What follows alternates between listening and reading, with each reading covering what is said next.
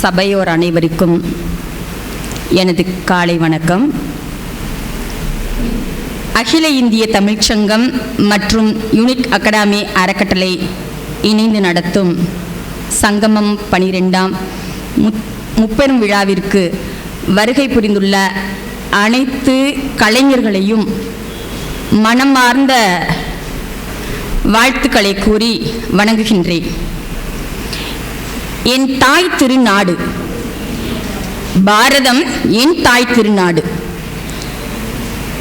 என நான் உரக்க கூறுவேன். அன்னை தமிழே, அறிவுலக விதை நெல்லே, மூத்த மொழிக்கெல்லாம் முதல் சொல்லே. அகில இந்திய தமிழ்ச்சங்கத்தில் அகரம் போல் சிறந்தவளே, அனைத்துலக மொழிகளுக்குள் சிகரம் போல் உயர்ந்தவளே. சிற்றூர்கள் வலம் வரும் முன்பு நகரம் போல் வளர்ந்தவளே. நாகரிகம் பண்பாட்டில் லகரம் போல் உயர்ந்தவளே. நான் வணங்கும் செந்தமிழே, அரசிருந்த செங்கோலே, அங்கு இளங்கோ கம்பன் என்னும் இரு சிறந்த கவிச்சிறங்கள் எமக்களித்த பொன் வயலே. பொருள் சிறந்த திருக்குறளில் பூரித்து சிறப்பவளே, பொருள் சிறந்த திருக்குறளில் பூரித்து சிறப்பவளே. இருள் சிவந்து விடியில் வரை ஏங்கி தவிப்பவளே. மறு சுமந்து பூக்காமல் மஞ்சம் ஒன்றும் தவிக்காமல், மறு சுமந்து பூக்காமல் மஞ்சம் ஒன்றும் பார்க்காமல், கரு சுமந்தும் சோறாமல், கண்ணி நிலை மாறாமல், இடுப்பு வலிக்காமல், எழில் வேணி சலிக்காமல், படுத்துறங்காமல், பத்திய நீர் குடிக்காமல், மாங்காய் கடிக்காமல், மருத்துவச்சி பிடிக்காமல் தாங்கும் எமக்கெல்லாம் தாயாகி வந்தவளே. மொழிப்பாட்டி ஆனாலும் மூப்படையா முத்தமிழே. இளமையினை குத்தகை எடுத்தவளே.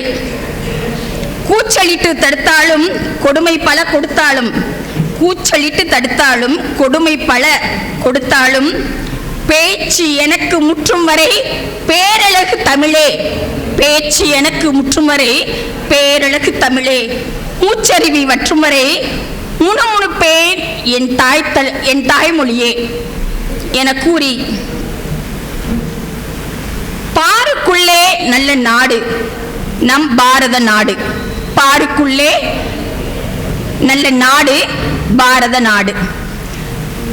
நான் பேசக்கூடிய நிறைய கருத்துக்கள் எல்லாம் முன்கூட்டியே பேசிட்டாங்க.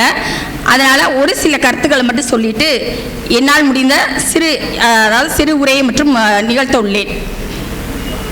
பாரத்தின் பழம்பெருமை பாரம்பரியம் உயர்வு, அதாவது உயர்ந்த பண்பாட்டினை கொண்டுள்ளது நம்மளுடைய பாரத சமுதாயம். சிந்துவெளி நாகரிகம் வரை, அதாவது சிந்துவெளி நாகரிகம் வரை அத்தனை பண்பாட்டுகளையும் உள்ளடக்கக்கூடியது நம்மளுடைய தாய் திருநாடு. நீர்வளம் கலைவளம் மிகுந்தது நம் நாடு. நீர்வளமும் கலைவளமும் மிகுந்தது நம் நாடு. இதனையே பாரதியார் சொல்லியுள்ளார். பாருக்குள்ளே நல்ல நாடு நம் பாரத நாடு என்று உரைக்க கூறியுள்ளார். இதனை போற்றும் வகையில் நம்மளுடைய பாரத நாட்டில், அதாவது காதலிலும் சரி, அறிவியலிலும் சரி, வீரத்திலும், மானத்திலும், கற்பிலும், இரக்கத்திலும், ஆன்மீகத்திலும் சிறந்த இந்த பாரத நாட்டினை எண்ணி பெருமை அடைகின்றேன். இதனுடன் ஒரு கதையை சொல்லிவிட்டு செல்கின்றேன். ஒரு பறவை ஒன்று ஒரு வேடனிடம் பிடிபட்டது. ஒரு பறவை ஒன்று வேடனிடம் பிடிபட்டது. அந்த பறவை சொல்லுகிறது, தயவு செய்து என்னை விட்டுவிடுங்கள், உங்களுக்கு 3 அறிவுரைகளை சொல்லுகிறேன் என்று சொன்னது. 3 அறிவுரைகள் சொல்லுகிறேன். சரி, நீ சொல்லு, நான் விடுறேன். அதற்கு முன்பாக ஒரு கட்டளையும் விட்டது. முதலில் கையில் இருந்து என்னை விட்டுவிடுங்கள். 2வது, மரத்தில் போய் நான் உட்கார்ந்து கொள்கின்றேன். 3வது, நான் பறந்து செல்கின்றேன். இந்த மூன்று கட்டளைகளையும் சொல்லுகிறது. கையில் இருந்து விடும்போது அது சொல்லுகிறது, அதாவது அந்த பறவை கையில் இருந்து விட்டுட்டீங்கன்னா நான் போய் ஒரு கட்டளையை சொல்லுவேன், அதன்படி நடக்கணும் அப்படின்னு. சரின்ட்டு இந்த கவிஞர், அதாவது இவரும் சரிங்கய்யா, மதிப்பு வேண்டாங்கய்யா, கையில் இருந்து விட்டு விடுகின்றார். உடனே அதை சொல்கிறது, கடந்த காலத்தை எண்ணி ஒரு காலம் நீ பயப்படாத, கடந்த காலத்தை அப்படியே விட்டு விட்டுரு அப்படிங்குது. இரண்டாவது, மரத்திலிருந்து பறக்கும் போது உனக்கு கருத்தை சொல்லுகிறது, யார் எதை சொன்னாலும் உன்னுடைய பகுத்தறிவு கொண்டு யோசி, யார் என்ன சொன்னாலும் உன்னுடைய பகுத்தறிவு கொண்டு நீ யோசி அப்படின்னு. மூன்றாவது அடுத்த பறந்த பிறகு சொல்றேன் அப்படின்னு. உடனே என்ன பண்றான், முதல்ல சொன்னதுக்கு பறவையை விட்டுட்டான், இரண்டாவது சொன்னதுக்கு.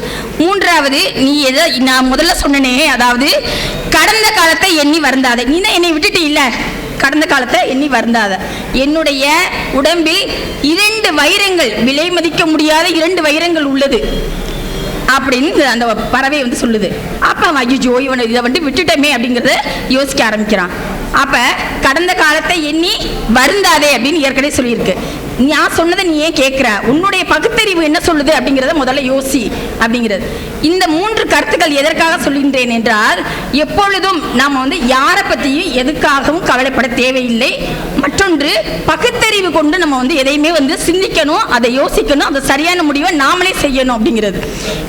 இது எதற்காக அப்படின்னா, பாரதியினுடைய நம்மளுடைய ஆன்மீகம், அதாவது காதல், வீரம் இதெல்லாம் சொன்னேன் இல்லையா, அறிவியல் எல்லாம் சொன்னேன் இல்லையா, இந்த கருத்துக்களை உள்ளடக்கியதாக இந்த அறிவுரையை கூறிவிட்டு எனக்கு வாய்ப்பளித்தமைக்கு நன்றி கூறி விடைபெறுகிறேன். நன்றி, வணக்கம்.